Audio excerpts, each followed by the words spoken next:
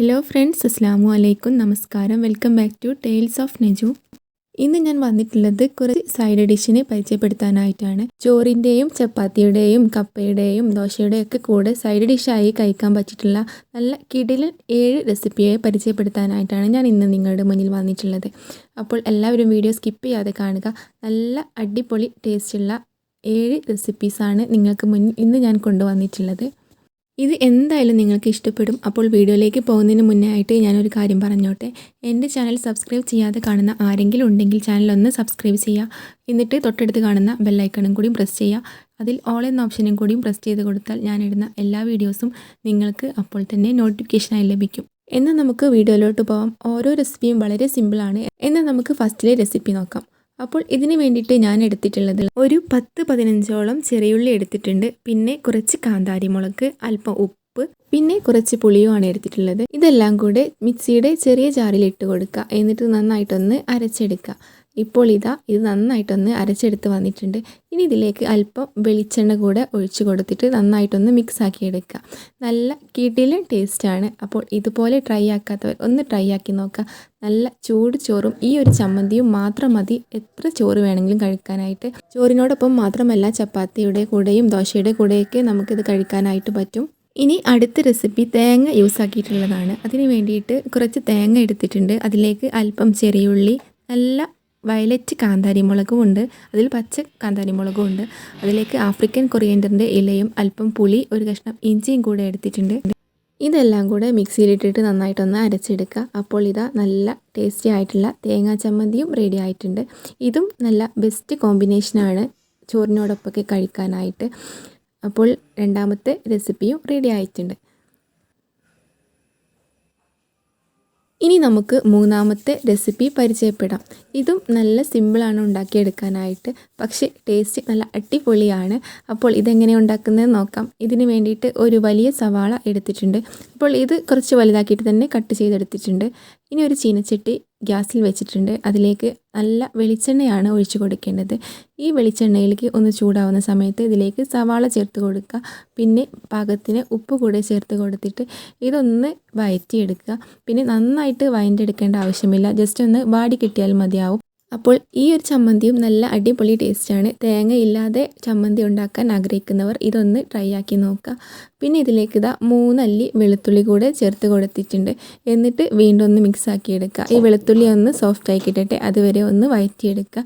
Flame ലോയിലിട്ടിട്ട് വേണം വഴറ്റിയെടുക്കാനായിട്ട്. പിന്നെ അല്പം കരിവേപ്പില ഇതിലേക്ക് ചേർത്ത് കൊടുക്കുന്നുണ്ട്. കുറേ കൊടുക്കുന്നില്ല, കാരണം ഇതിൻ്റെ കളറ് മാറിക്കിട്ടും. നമുക്കൊരു റെഡ് കളറിലാണ് ആയി കിട്ടേണ്ടത്. അപ്പോൾ അതിന് വേണ്ടിയിട്ട് കുറച്ച് കരിവേപ്പില മാത്രം ചേർത്ത് കൊടുത്തിട്ടുള്ളൂ. ഇപ്പോൾ ഉള്ളി ചെറുതായിട്ടൊക്കെ ഒന്ന് വഴറ്റി വന്നിട്ടുണ്ട്. ഇനി ഇതിലേക്ക് അല്പം പുളി കൂടെ ചേർത്ത് കൊടുക്കുക. പുളി ഒന്ന് ജസ്റ്റ് ഒന്ന് ചൂടാക്കി എടുക്കുക. അപ്പോൾ ഇന്ന് തയ്യാറാക്കുന്ന എല്ലാ റെസിപ്പീസും കുറച്ച് ഇൻഗ്രീഡിയൻസ് കൊണ്ട് ചോറിലേക്ക് നല്ല അടിപൊളി സൈഡ് ഡിഷാണ് ഉണ്ടാക്കിയെടുക്കുന്നത്. പിന്നെ ഇതിലേക്ക് എരിവിന് ആവശ്യമായിട്ടുള്ള മുളക് പൊടി കൂടെ ചേർത്ത് കൊടുക്കുന്നുണ്ട്. ഇത് സാധാ മുളക് പൊടിയാണ് ചേർത്ത് കൊടുത്തിട്ടുള്ളത്. ഇനി കാശ്മീരി മുളക് പൊടി ഉണ്ടെങ്കിൽ അതും കുറച്ച് ചേർത്ത് കൊടുത്താൽ കുറച്ചും കൂടെ കളറ് കിട്ടുന്നതാണ്. അപ്പോൾ മുളക് പൊടിയും കൂടെ ചേർത്ത് കൊടുത്ത ശേഷം ലോ ഫ്ലെയിമിലിട്ടിട്ട് ഒന്ന് വേവിച്ചെടുക്കുക. കുറച്ചൊന്ന് വഴറ്റി കിട്ടിയാൽ മതിയാവും. പിന്നെ ഇതൊന്ന് തണുത്ത ശേഷം ഒരു മിക്സിയുടെ ജാറിലേക്ക് മാറ്റിയെടുക്കുക.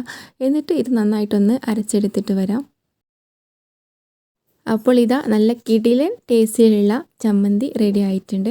ഈ വെളുത്തുള്ളിയും അതുപോലെ സവാളയും വെളിച്ചെണ്ണയിൽ മൂപ്പിച്ചെടുത്ത് നല്ല പ്രത്യേക ടേസ്റ്റോട് കൂട്ടിയിട്ടുള്ള ചമ്മന്തി റെഡി ആയിട്ടുണ്ട്. അപ്പോൾ ഇതും ട്രൈ ആക്കി നോക്കാത്തവർ ഒന്ന് ട്രൈ ആക്കി നോക്കുക. നല്ല ഉഴുന്നൊക്കെ ഇട്ടിട്ടുള്ള ചായക്കടിയിലേക്ക് നല്ല ബെസ്റ്റ് കോമ്പിനേഷൻ ആയിരിക്കും. വേറൊരു കൂട്ടാനിൻ്റെയും ആവശ്യമില്ല. അപ്പോൾ ഇതൊന്ന് ട്രൈ ആക്കി നോക്കുക എല്ലാവരും. എന്നിട്ട് ഫീഡ്ബാക്കൊക്കെ അറിയിക്കുക. അപ്പോൾ അങ്ങനെ മൂന്നാമത്തെ റെസിപ്പിയും കഴിഞ്ഞു. ഇനി നാലാമത്തെ റെസിപ്പിയാണ് കാണിക്കുന്നത്. ഇതൊരു സലാഡിൻ്റെ റെസിപ്പിയാണ്, വെജിറ്റബിൾ സലാഡ്. ഇതിന് വേണ്ടിയിട്ട് ഒരു കഷ്ണം കാബേജ് ചെറുതാക്കിയിട്ടൊന്ന് കട്ട് ചെയ്തെടുത്തിട്ടുണ്ട്. അതൊരു ബൗളിലേക്ക് മാറ്റിയെടുത്തിട്ടുണ്ട്. പിന്നെ ഇതിലേക്ക് ഒരു ക്യാരറ്റ് തൊലിയൊക്കെ കളഞ്ഞിട്ട് ചെറുതാക്കിയിട്ട് കട്ട് ചെയ്തെടുത്തിട്ടുണ്ട്. അതും ഈ ഒരു ബൗളിലേക്ക് തന്നെ മാറ്റിയെടുത്തിട്ടുണ്ട്. അതിനുശേഷം ഇതിലേക്ക് ചേർത്ത് കൊടുക്കുന്നത് സവാളയാണ്. ഒരു സവാളയാണ് എടുത്തിട്ടുള്ളത്. ഇതും കട്ട് ചെയ്തെടുത്തിട്ട് ഇതിലേക്ക് ചേർത്ത് കൊടുക്കുക. ഇനി ഇതിലേക്ക് ആവശ്യമായിട്ടുള്ള പച്ചമുളക് കൂടെ ചേർത്ത് കൊടുക്കുക.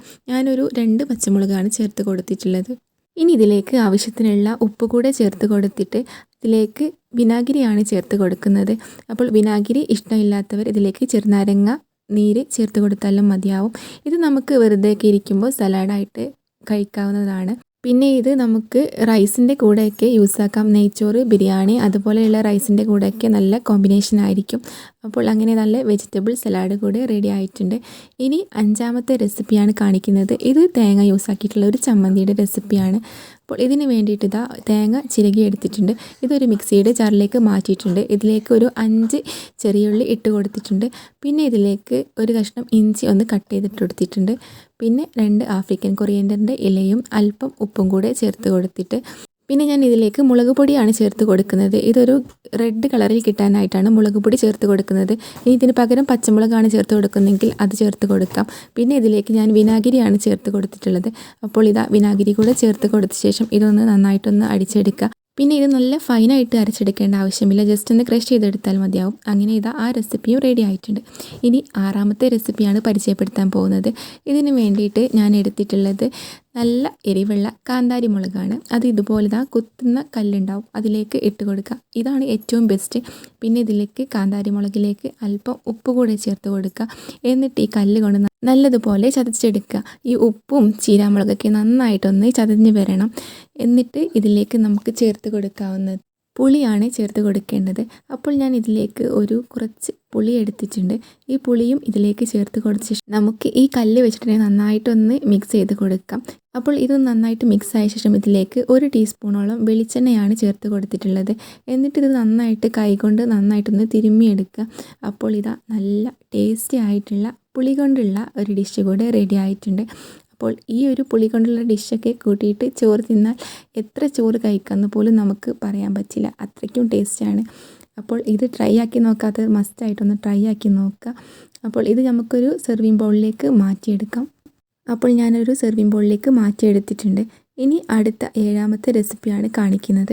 ഇത് നല്ല അടിപൊളി ചമ്മന്തിയുടെ റെസിപ്പിയാണ്. ഇതിന് വേണ്ടിയിട്ട് 1 മാങ്ങ, 2 ആഫ്രിക്കൻ കൊറിയൻഡറിൻ്റെ ഇല, 4 ചെറിയുള്ളി, 1 കഷ്ണം ഇഞ്ചി, 2 പച്ചമുളക്, അല്പം കറിവേപ്പില എടുത്തിട്ടുണ്ട്.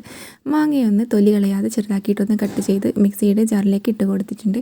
പിന്നെ ഇതിലേക്ക് 4 ചെറിയുള്ളിയും 2 ആഫ്രിക്കൻ കൊറിയൻഡറിൻ്റെ ഇലയും, പിന്നെ ഇതിലേക്ക് കറിവേപ്പില കൂടെ ചേർത്ത് കൊടുത്തിട്ട് 1 കഷ്ണം ഇഞ്ചി കൂടെ ഇട്ട് കൊടുക്കുക.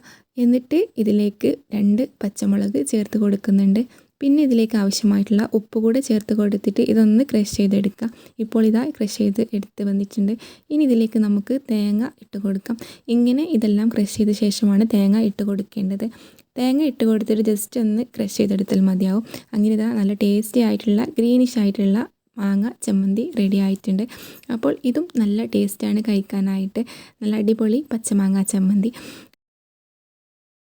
അപ്പോൾ ഇത്രയേ ഉള്ളൂ. ഞാൻ ഇന്ന് കാണിച്ചിട്ടുള്ള 7 റെസിപ്പീസും നിങ്ങൾക്ക് ഇഷ്ടമായെന്ന് വിചാരിക്കുന്നു. നിങ്ങൾക്ക് വീഡിയോ ഇഷ്ടപ്പെട്ടെങ്കിൽ അല്ലെങ്കിൽ യൂസ്ഫുൾ ആയെങ്കിൽ നിങ്ങൾ വീഡിയോ ഷെയർ ചെയ്യുക, അതുപോലെ തന്നെ ലൈക്ക് ചെയ്യുക, കമൻറ്റുകൾ അറിയിക്കുക. പിന്നെ ഫ്രണ്ട്സ് ആൻഡ് ഫാമിലിക്ക് ഷെയറും ചെയ്യുക. ചാനൽ സബ്സ്ക്രൈബ് ചെയ്യാത്ത ആരെങ്കിലും ഉണ്ടെങ്കിൽ ചാനലൊന്ന് സബ്സ്ക്രൈബ് ചെയ്ത് സപ്പോർട്ട് ചെയ്യുക. അപ്പോൾ മറ്റൊരു വീഡിയോയുമായി ഇൻഷാ അല്ലാഹ് വീണ്ടും വരാം. അതുവരേക്കും ബൈ. Thanks for watching.